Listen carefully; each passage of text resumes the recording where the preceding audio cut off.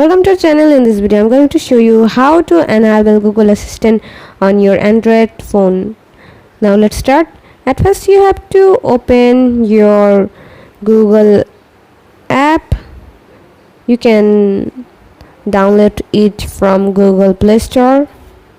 Tap on your Google app. After doing this, tap on your profile. Then tap on settings. Once you have done this, scroll down and then you guys can find out Google Assistant. Tap on here. In here you guys can select the language.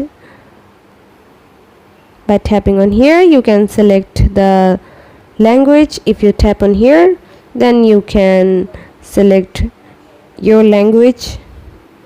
Now let's go back and to enable your Google Assistant you have to tap on Hey Google and voice message. If you tap on get started, and then they will tell you if you agree, Google Assistant will wait in standby mode to detect Hey Google.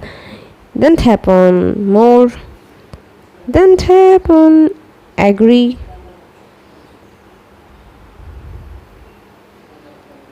After this, tap on more. Now tap on agree. Now you guys can see Hey Google.